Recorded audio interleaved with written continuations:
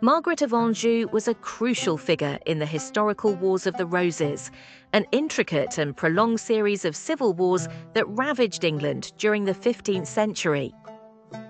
As the wife of King Henry VI, her influence and actions were pivotal in the Lancastrian cause against the rival House of York.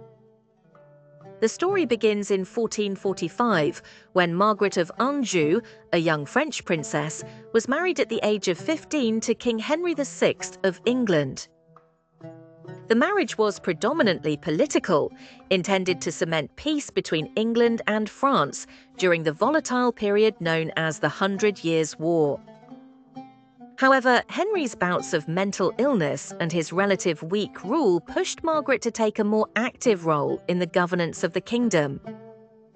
As Henry's queen, Margaret was driven by a fierce loyalty to her husband and an unwavering desire to maintain her family's hold on the throne. By the late 1450s, England was marred by a deteriorating economic situation and increased political strife. The divisions within the nobility had sharpened, culminating in the antagonistic rivalry between the houses of Lancaster, led by Henry VI, and York. Margaret was not content to sit on the sidelines. As her husband's condition worsened, she found herself assuming the unofficial yet powerful position of leader for the Lancastrians. Her unyielding resolve to protect her family's bloodline was evident in her orchestrated maneuvers within the court and her tireless efforts to muster support among the nobles. In 1455, the First Battle of St Albans marked the start of open hostilities between the Lancastrians and Yorkists, with Margaret's involvement becoming ever more pronounced.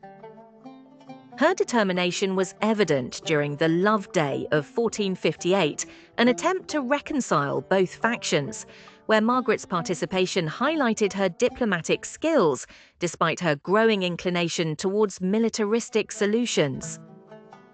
The momentum continued to build, and Margaret solidified her reputation as a key military political figure in 1460 and 1461. Following the Yorkist victory at the Battle of Northampton, Henry VI was captured, but not defeated.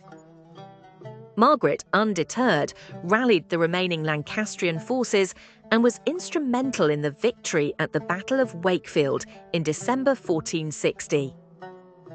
Margaret's leadership was most evident during the Second Battle of St Albans in February 1461, where she orchestrated a magnificent Lancastrian victory, ensuring Henry's temporary return to power. Her prowess was widely recognised, and the influence she wielded was significant both in military strategy and court politics.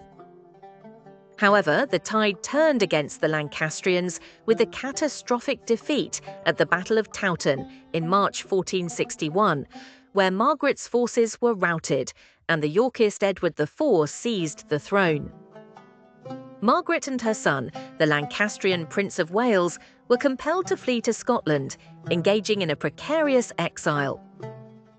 Margaret's tireless campaigning continued in exile, and her persistence paid off in the temporary restoration of Henry VI in 1470, with the help of French support and the defection of the key Yorkist, the Earl of Warwick. Yet the respite was short-lived, and with the Yorkist victory at the Battle of Tewkesbury in 1471, Margaret's hopes were crushed as her only son was killed, and Henry VI was captured and subsequently murdered. Margaret of Anjou's involvement in the Wars of the Roses was marked by her unwavering devotion and resilience in the face of debilitating losses and grave challenges. Her actions not only shaped the course of Lancastrian aims, but also provided a legacy of fierce and unyielding political determination in a male-dominated society.